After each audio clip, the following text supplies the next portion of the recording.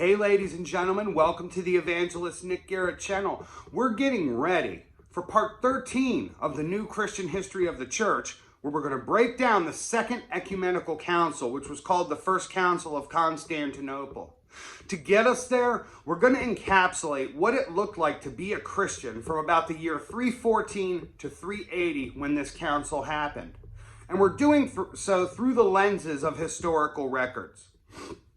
There were many lesser councils that happened, but they're not universally agreed upon.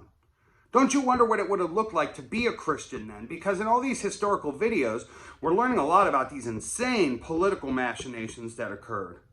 Well, the first council that really took place that we should pay attention to happened in 314 in Ankara, Turkey, right after Constantine becomes emperor with Licinius. It's done with their approval. And this council was designed to make some rules for bringing Christians back into the faith that had strayed away by following the Roman secular rules and sacrificing to pagan gods. In fact, one could get a form signed in their name that would read something such as this actual historical document. I, Diogenes, have constantly sacrificed and made offerings, and have eaten in your presence the sacrificial meat, and I petition you to give me a certificate. Well, these certificates were handed out readily, and it made it difficult when former bishops and deacons wanted to get back into the church after it became okay to do so. Many rules were made, and there was no guarantee that a person could be a Christian.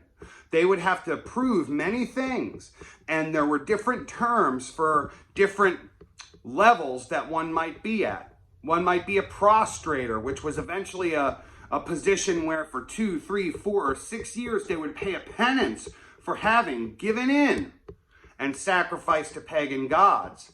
Remember in Acts 15 that it says, abstain from meat offered to idols and things with living blood. That was very specific. It said Gentiles can be Christians, but you can't do this. And this was the punishment for those that did. We see many things like this occurring. But 314, you see an explosion of these councils because Constantine is now emperor. His predecessor Galerius and himself and his partner in the East had signed acts of religious toleration. So now the church could put itself back together. And it's really interesting because the church back then was so strict.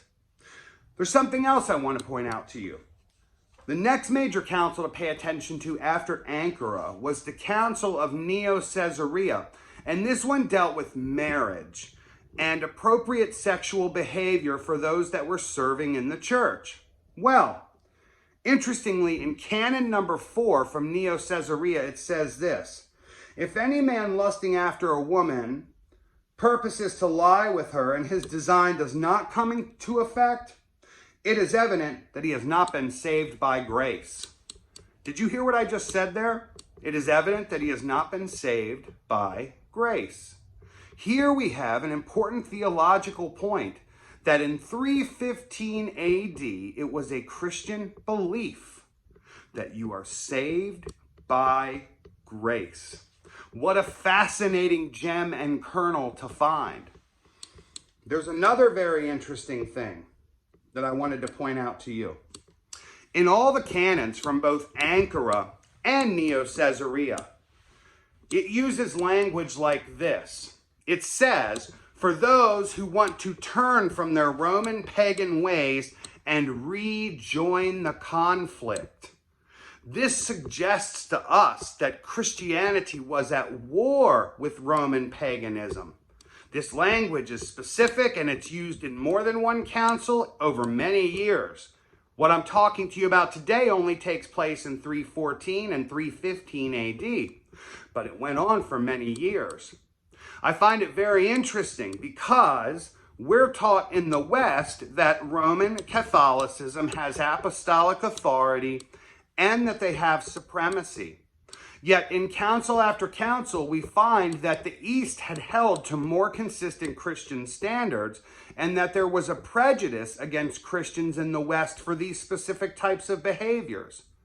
This is not my opinion. These are facts that I'm reading from the volumes of the Nicene and post-Nicene Fathers, which gives us great detail and great footnotes.